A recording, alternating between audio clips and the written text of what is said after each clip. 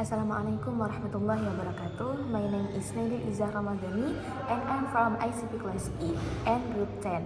My purpose in creating this video is to fulfill an assignment for the Islamic education course taught by Dr. Imran Rashidi, MPH MED. And today, I want to talk about Islamic education methods and types of Islamic education methods.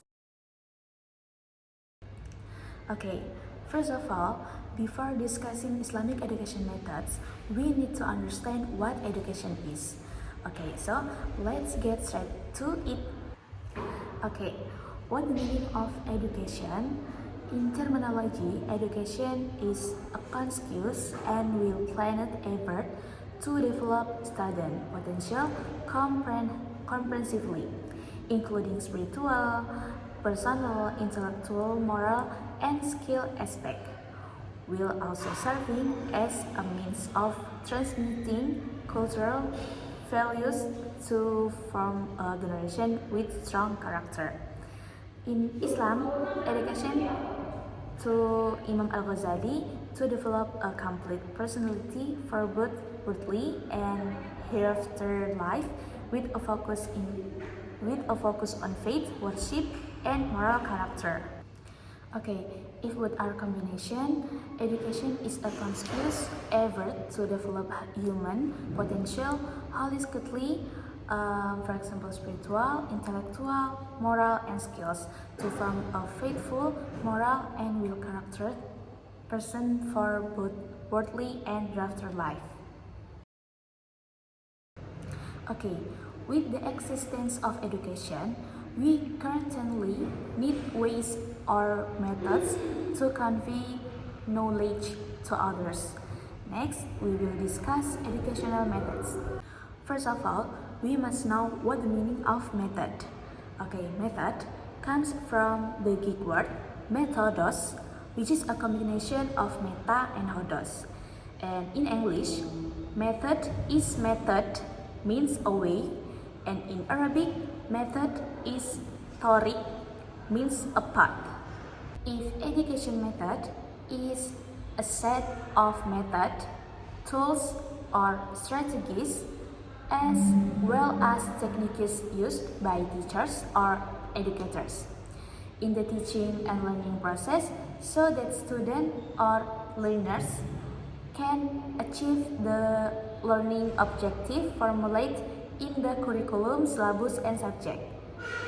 And Islamic education method is a method of understanding, exploring, and enhancing Islamic teachings so that they continue to develop in accordance with the progress of the times.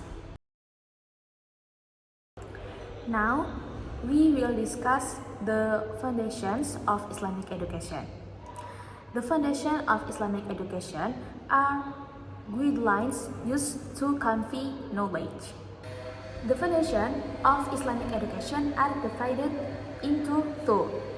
The first is the ideal foundation of Islamic education, and the second is the operational foundation of Islamic education. And now I will discuss the first one.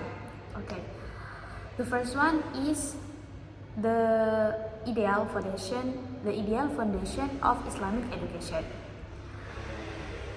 The ideal foundation of Islamic education, which serves as the main guidelines used in Islamic educational methods. For example, include the Quran, Hadith, the sayings of the companions, and the thoughts of scholars or Islamic scholars. And the second foundation of Islamic education is the operational foundation, which refers to official state regulation that guide how education is implemented. It is based on the 1945 Constitution Article 29 paragraphs 1 and 2, which state that the country is founded on belief in God and guarantees freedom of religion. Allowing Islamic education to be taught, it is also supported by the GBHN or Broad Outlines of State Policy, which directs education to develop individuals with faith and good character. And law number 2 of 1989 on the national education system, which formally recognize religious education, including Islamic education, as part of the national education system. Okay, and now we move on to the section on the various methods of Islamic education. Islamic education methods play an important role in guiding students in accordance with Islamic teachings.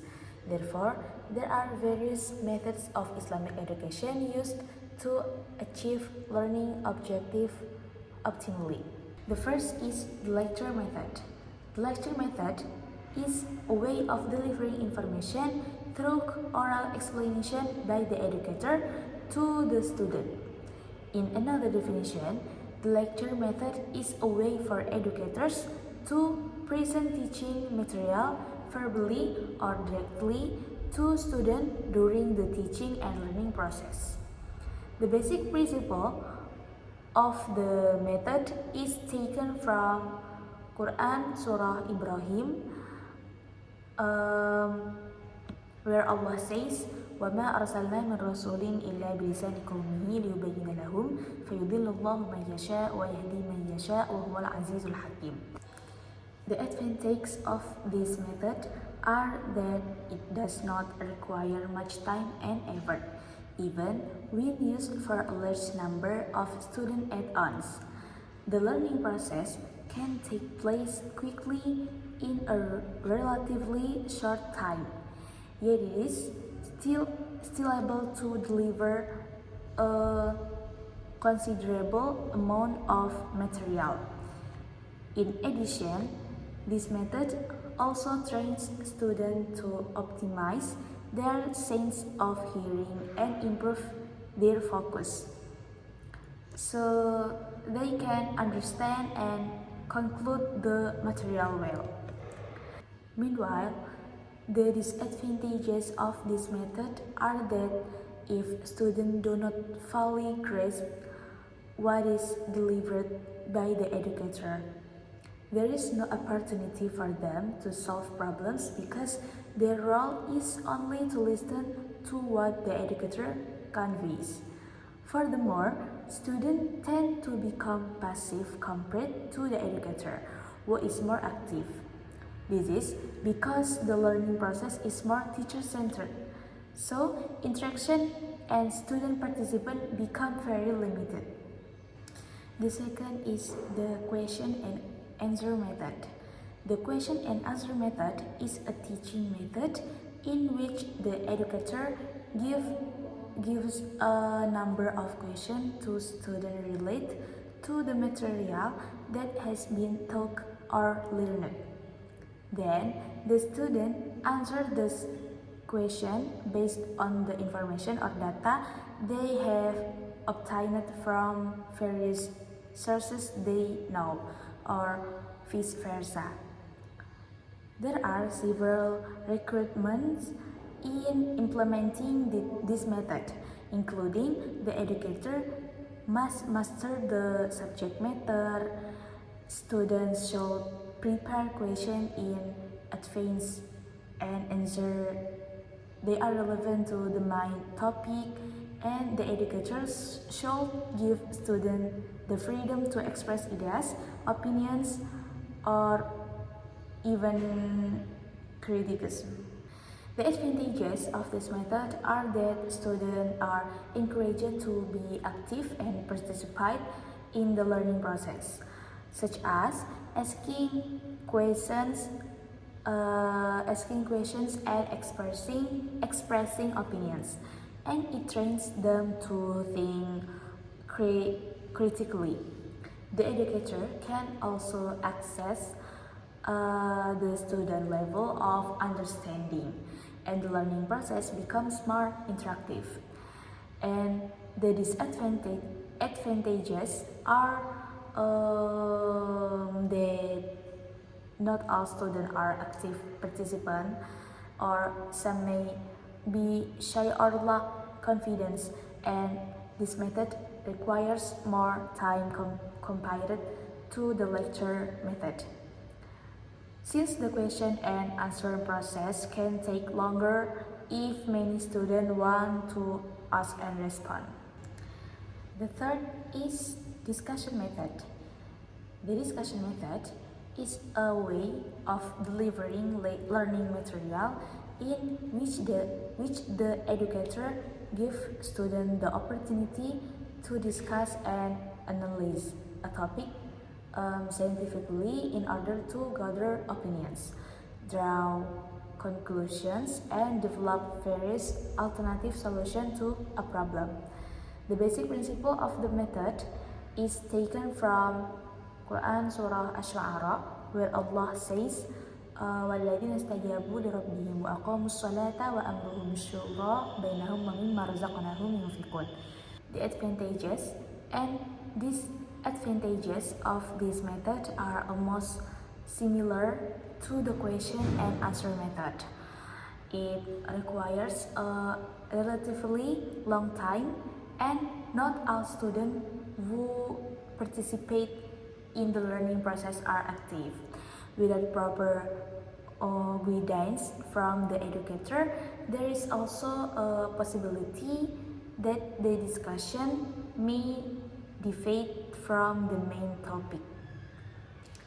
Next, the fourth is the recitation method or assignment.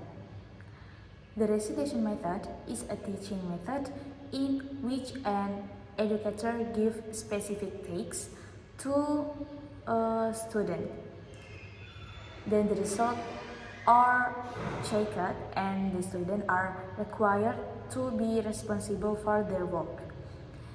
The basic principle of this method is taken from Quran Surah Al-Muddathir, where Allah says, Bismillahirrahmanirrahim, Ya ayyuhal muddathir, kum fa'anzir, wa rabbaka fakabbir, wa thiyabaka fatahhir, wa rujisa fahjur, wa la tamnun tastakthir, wa rabbika fasbir. And the advantages of this method are that it trains student independence, fosters a sense of responsibility, and develops their thinking skills. Meanwhile, the disadvantages include the possibility of cheating or plagiarism, difference in student abilities, and the difficulty for educators to control how students complete their assignment. Okay. Next, the fifth is experiment method.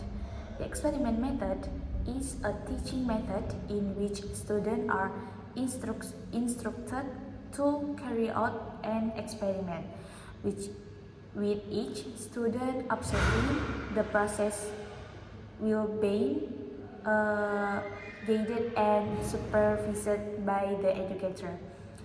The advantages of this method are, first is it provides students with specific skill training. The second, it makes explanation easier to understand as students can directly observe and become skilled in performing the task. Next, it offers practical experience that can create strong memory and develop skills. And last is it helps prevent students from making incorrect conclusions because they directly observe the process. And the disadvantages are it requires a relatively long time to implement, and it may be ineffective if not supported by adequate equipment, and the last is it can be difficult to apply if students are not yet sufficiently prepared or do not fully understand the material.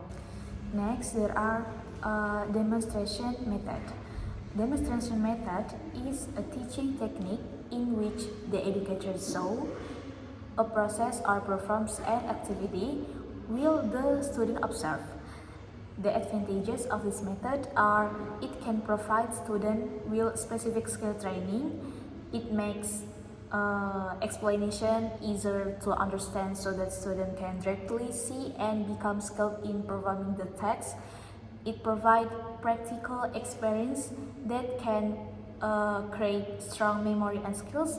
And the last is it helps avoid mistakes in drawing conclusion because students observe the process directly. Meanwhile, the disadvantages of this method are it requires a relatively long time to implement, and it may be ineffective if it is not supported by adequate equipment. The seventh is the Amthal method or analogy. The Amthal method is a teaching method in which the educator delivers learning material by using analogies or examples. The basic principle of this method is found in Quran Surah Al-Baqarah, where Allah says, Bismillahirrahmanirrahim, Mathaluhum kamathalil ladhi istawqada nara, falamma adha'at ma hawlahu dhahaballahu binurihim wa tarakahum fi dhulumatin la yubsirun. And the advantages of this method are that it can attract student attention. It's easy to remember and helps develop imagination. Meanwhile, the disadvantages are that it has the potential to be misunderstood, requires good explanation skills from the teacher, and not all students have the same level of imagination. The eighth is reward and punishment method. The reward and punishment method is a way of teaching in which the educator delivers material by giving rewards for good behavior and punishment for bad behavior, so that students become accustomed to doing good deeds. According to Abu Dinata, the existence of punishment and reward is recognized in Islam and is used in the context of guiding people through educational activities. Punishment is given to those who violate and do wrong, while rewards are given to those who obey and show good behavior. The basic principle of this method is found in Quran Surah Al-Zalzalah, where Allah says, Bismillahirrahmanirrahim, فَمَنْ يَعْمَلْ مِثْقَالَ ذَرَّةٍ خَيْرًا يَرَهُ وَمَنْ يَعْمَلْ مِثْقَالَ ذَرَّةٍ شَرًّا يَرَهُ. And the advantages of this method are that it can motivate students to the good, easy for students to understand, and creates a balance between hope and fear. However, the disadvantages include the potential to create dependency and a lack of sincerity, as students may act only in expression of rewards. Okay. The next is the group work method. Group work method is a teaching method in which the educator divides students into several learning groups, and each group is given specific tasks in order to achieve the learning objective. The basic principle of this method is taken from Quran Surah At-Taubah, where Allah says, أعوذ بالله من الشيطان الرجيم وما كان المؤمنون لينفروا كافة فلولا نفر من كل فرقة منهم طائفة ليتفقهوا في الدين ولينذروا قومهم إذا رجعوا إليهم لعلهم يحذرون. And the advantages of this method is it can improve student personal qualities such as cooperation, tolerance, discipline, and others. And it can also create positive competition among groups. Meanwhile, the disadvantages are that without proper supervision from the educator, negative competition may occur between groups, and there may be unfairness in completing tasks, where only capable and diligent student do the work while less active student rely on them. And the last of the Islamic education method is Tikrar method. Tikrar method is a way of teaching in which the educator delivers learning material by repeating it several times with the aim that student can remember the material for a longer period. The advantages of this method are that student can thoroughly understand the material taught by the educator. It increases accuracy and makes comprehension easier. Meanwhile, the disadvantages are that it requires a long time, can cause boredom, and is time consuming and is not effective for all types of material.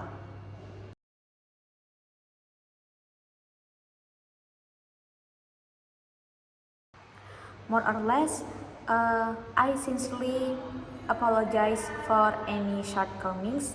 That's all for me. Thank you. Wassalamualaikum warahmatullahi wabarakatuh.